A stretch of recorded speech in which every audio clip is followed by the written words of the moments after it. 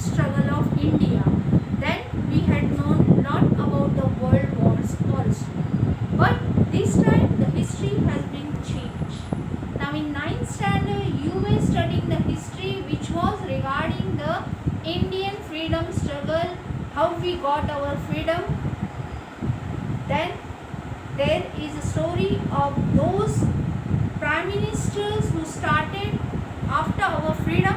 We got the first prime minister in 1947, and till now whatever the sequence was there, that is the chronological order of the prime ministers, we have studied till now, and the development and different 5-year plans we had gone through in 9th standard.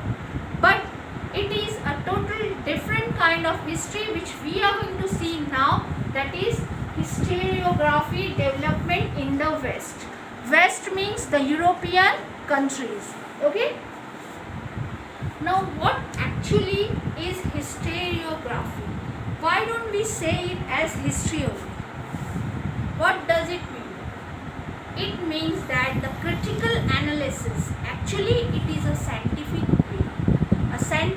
way in which we need to understand, analyze, and then with a proper proof and a scientific way we need to discover the reality or the truth. This is the basic concept of historiography. Now we are going to see in the first lesson, that is the development in the West. What things took place in the European countries which lead to the change in the history. Last time we were seeing history as the story of the kings, queens, their ruling time, what atrocities they done to the people and all. But now it is regarded as the history which will tell you the truth, the reality which actually had happened. Now many of the historians have written many of the things, but are all of them real? Many of the people send you many fake messages, for example on the WhatsApp also, right? But we need to analyze it, we need to have a proper evidence whether to support that thing or not, because many fake things are also going on. Many of the media people also telling many fake things. So we need to find out the truth, the reality. Okay, truth is the highest virtue in our life. So historiography tells you about never to accept anything except the truth, with the help of proper evidence, proper kind of proof with us. After analyzing all the data, okay, we need to collect the data, have a research. It is a kind of a scientific way. So the first point here is the topic which we are going to deal is tradition of historiography. What do you mean by tradition? How these started? Last time we were repeating all the things which were being just told out by the people or the old age people who were telling the stories, and we were listening to it. What the reality is, we were not going to the real facts. But now this concept has changed. People can't believe the things as it is. They need to have a research on it whether that thing is truth or not.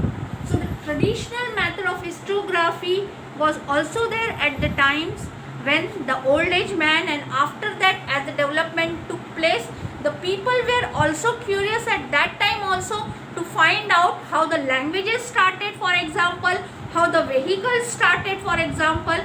You must have known for the first time when a block or a log of wood was thrown from a mountain, then it rolled out in a very faster and a speedy manner.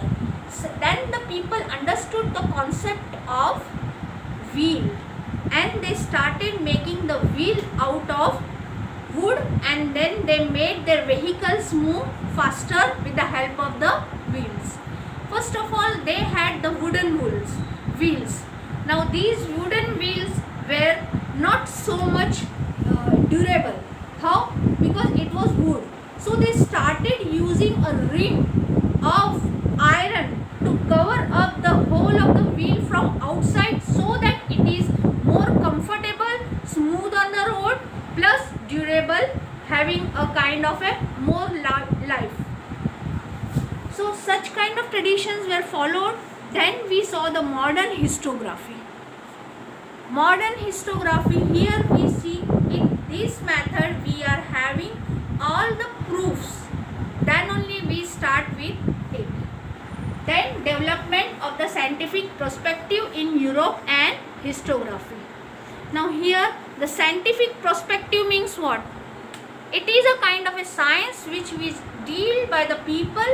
Then they had the proofs and then only they wrote the history. We cannot write history as it is listened from others, like the folk tales or the stories which are told by the old people as it is not to be believed. We need the proof for each and every evidence whatever has happened. Suppose we say the ancient man made the tools out of iron, and before that he made the tools from the stone, right? So how we came to believe this? When we saw the tools which were there, people started telling that they were dinosaurs. Now these dinosaurs, how we had the evidence? When we got unearthed or during the excavation, we got the skeleton of these animals. We came to know that dinosaurs existed in some period of time. Now then we are going to see about the notable scholars. Who are the notable scholars? We are going to see them. These people took the efforts at that time in the Western or the European countries, so that now we have a lot of evidence and proof that yes, whatever is being said is true to the last word. Okay? For that they had continuously put the efforts for research work. Now we are going to see the main 4 characteristics of histography. This is a very important thing. 4 main characteristics of modern histography. On what basis we believe that modern histography is a proper concept of the research method in history. Okay. The first and the foremost thing here we need to understand is based on the scientific principles begin with the formation of relevant questions. Now, whenever we see any interview or any of the stories, it starts with some kind of a information, and that information is taken further to give us more details. Okay, so such kind of relevant questions in a series, if asked, then we can go till the depth of the truth. Questions are anthropocentric questions asked about deeds of members of ancient human society for a particular period. Okay, let us understand first this point.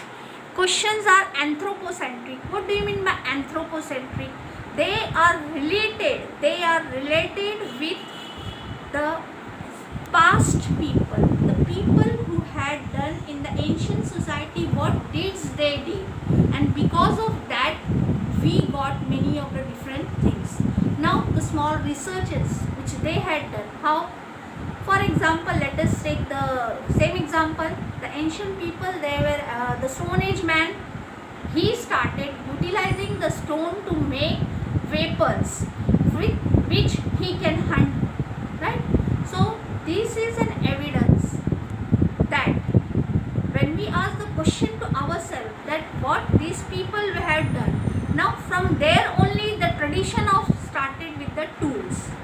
Okay, last time there was a tradition that the people used to hunt in a group. Why they used to hunt in a group? Because it was far difficult for a single person to handle that big animal and then to catch it, and collectively if they together make the efforts, they can together live in a society and as a settled life.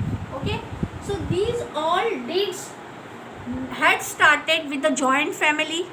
So questions are anthropocentric, that means centered towards the man's or human's deed of the past people, what they did, and that was continuously followed and as a tradition, and now we have these way. Members of ancient human society of a particular period.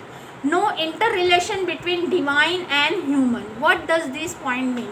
That means there was no relationship whatsoever between the God and a human life.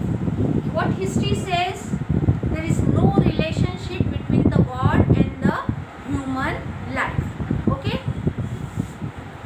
Answers to these questions based on relevant or reliable evidences. As I showed you the example of dinosaurs, as I told you the examples which are related to the Stone Age man's weapon, and then the medieval period evidences, all this shows us the coins which were there in the medieval period, they make us believe that these kind of things were there.